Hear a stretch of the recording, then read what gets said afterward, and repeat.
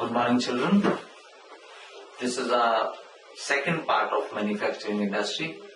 We already have had one part at Christmas time. And now, this is the second part. We are on page number 67. On this page, we see classification of industry. And as we see the classification of industry, there are two bases, or on the basis of the various ways in which the industry has been classified. The first thing that I see is on the basis of source of raw material. So what are the two types of industry on the basis of sources of raw material? Yes, children? Can you tell me? Agro-based and mineral-based. Agro-based and mineral-based. Any industry which is deriving its raw materials from agriculture is agro-based. And any industry deriving its material from minerals is called the mineral-based industries. So now we see according to the main role. When we look at industries on the basis of main role, we find that the industries are again of two types. They are basic or key industries. Basic industries and consumer good industry. Basic industries are the industries in which we want to produce things which are basic or fundamental to the thing to be produced. Now, what are fundamental things? Like iron and steel industry, it's a basic industry. Yes, iron and steel industry is a basic industry. The next industry that is very important is the consumer good industry. When you buy a soap, what do you think? That it will last forever? No, because it's something that has to be consumed. Such industries are a part of the consumer good industries. The next classification is on the basis of capital investment. So how much is the capital investment will influence the production, and the whole industry is based on capital investment. And what is the dividing line for this industry? The dividing line is the amount of money, and that is 1 crore. An industry which has got investment in terms of tools and machinery of more than 1 crore will be called as large scale industry. And any industry which will have investment less than 1 crore will be called as small scale industry. So we are on page 67.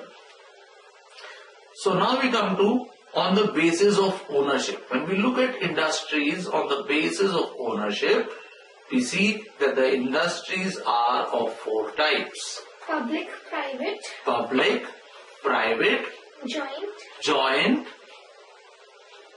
cooperative. When the ownership is with the government, the industry is usually called as public. Very good. What is the example of any public company? SAIL. What does SAIL stands for? Steel Authority of India. Yes. SAIL is Steel Authority of India. Good. Now we come to the private sector industries. Give me an example of private sector industry. TISCO. What is TISCO? Can you be a bit louder? Tata Iron and Steel Industry. Tata Iron and Steel Company. Company. Tata Iron and Steel Company. And this industry will be under the heading of private because the ownership is private. Yeah, you can go and look for a book. Yes. Then we can look at the next sector, that is the joint sector.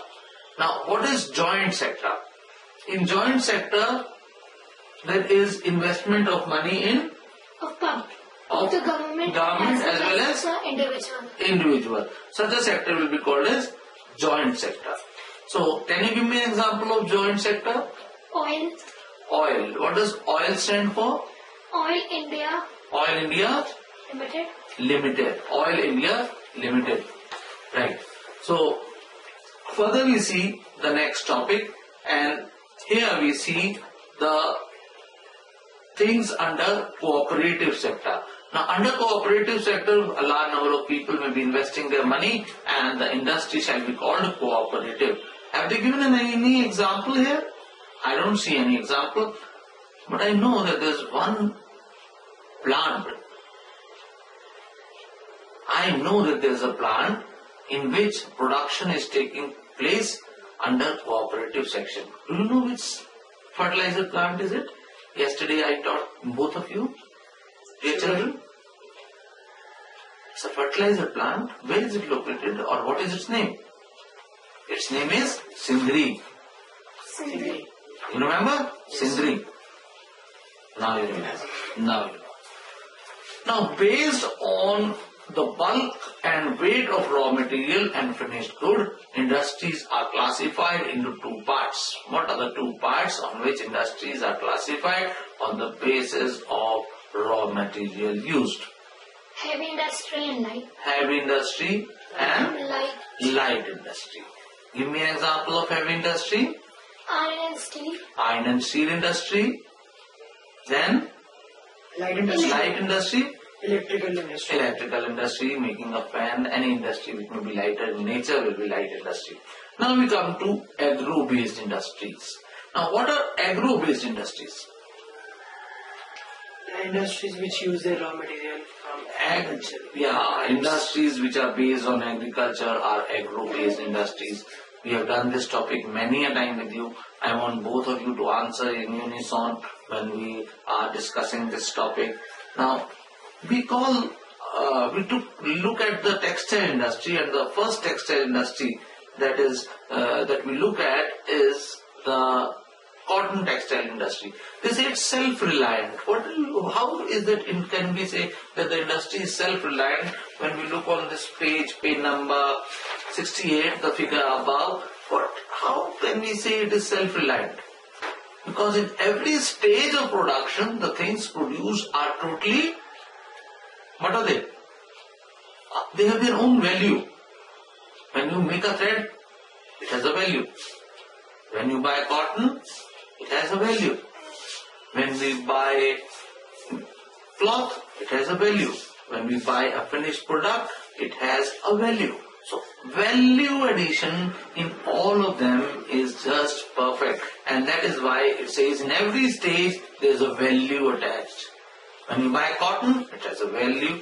When you buy thread, it has another value. When you buy cloth, it has another value. So there is value addition in each and every stage of cotton textile industry. Now when I look in this paragraph, I find that this industry is very old. There is spinning and weaving being done. Now what is spinning? Good question. If there is no answer, this means it's a good question. Huh? Spinning. Spinning is making up of thread. Right. And then when it comes to weaving, weaving is making up of cloth. So spinning and weaving, both of them have been done.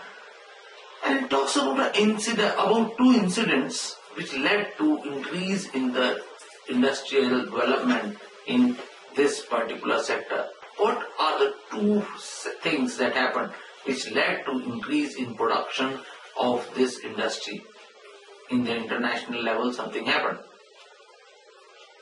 It was the First and the Second World War. First and the Second World War that increased the production. Right? And today we see that we have got this industry existing. Tell me the states where this industry exists.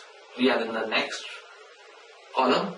In the first column, the last paragraph, the first line gives us this answer. What are the two important states? Maharashtra and Gujarat.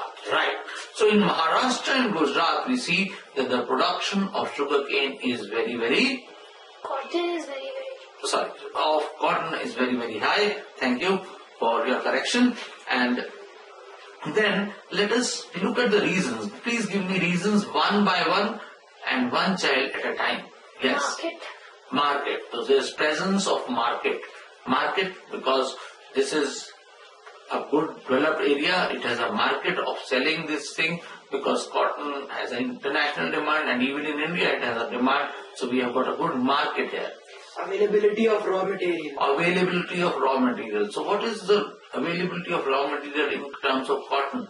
It is cotton itself, the raw cotton. So raw cotton is being produced in the state of Maharashtra and Gujarat. So both of them are producing the raw cotton. So that is why there is availability of raw material also. There is market, there is availability of raw material. Transport. Including port facilities. Transport including port facility. If you see the industry had its growth because of the British. And when the British were leading this in making this industry, what did they do? They developed this industry very well. And how did they develop that industry? It developed in such a way that during the World War, things could not be brought from England. So what they did? They started producing those things right in India. And the industrial goods which were needed for production of cotton, like spinning and weaving, they were brought through the ports to India, and that is how the things were going on. Further we come to the next word, and that is the fact about other points which are important, which you shall be telling me. Yes. Is there any other point which is still left? Labor. I know there are labor. A large number of people are available. Manual labor is essential. A lot of human labor is required. So skilled and unskilled labor together work for making of this industry grow. So Moist climate. Moist climate helps in the growth of cotton. So that is also one good thing. Any other point, children?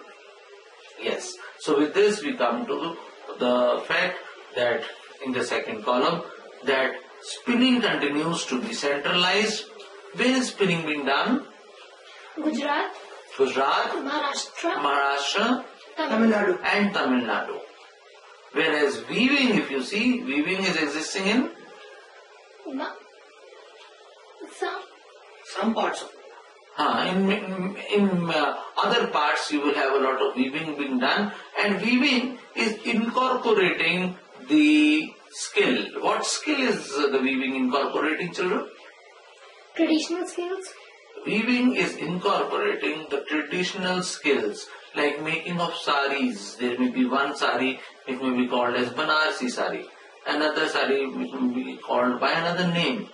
Now, all those saris which may be different in their make may have similar type of thread.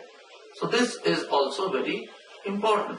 So with this we come to the concept of, let me complete this topic where it talks about the three types of places where weaving is being done. And when we look at weaving, it is being done at three places, and it is being done in handloom, parloom and mills. So where is it being done? Handloom, parloom and mills. So in handloom and parloom, the job generation is much more as compared to Manual labor is required. as compared to mills. Mills may be producing more, but the number of people involved will be much less. Right.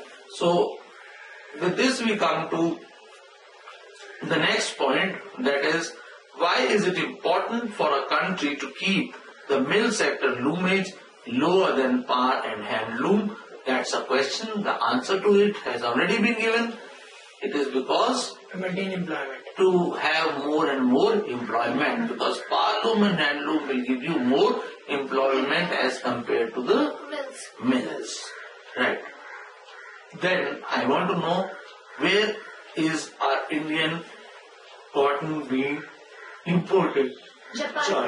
Japan, USA, UK, Russia, UK, France. very good, and African countries. Now I come to the next topic. Within this, there are still more points, and on the next page, page 70, I see that he talks about that spinning that we are doing, all the spinning that we are doing is not being used, is not being properly used, because we may be spinning more thread than we may be making the cloth. So why is it happening that we are spinning more thread but still not being able to use?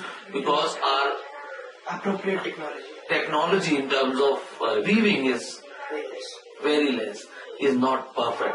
So what is happening? Our thread is going to different countries and it is being used by others in place of us. So our thread is not, and then they turn it into cloth and then they sell it back to us. You can see it says yarn is sold at 85 rupees per kg, and it is sold as, and when it is sold in terms of cloth or trousers, it fetches rupees 800 per kg. So you can see how much changes take place. So now we come to the next question. Why is it important for us to keep the weaving sector? The question is, why is it important for us to improve the weaving sector instead of exporting yarn in large quantities? The answer to the question is simple. Answer is that if we increase our production of cloth, then we will be saving a lot of foreign exchange. So with this we come to the various problems associated with industries, and I want my children to answer this question. Yes, children, let me know what are the problems in front of this industry. Stiff competition. Very good. Stiff competition with the synthetic industries. Very good. Power supply. Actually, erratic power supply. Stiff competition from international, from synthetic fibers. Output of labor. And low output of labor will means that the machines are not so productive, and that is why their production is less.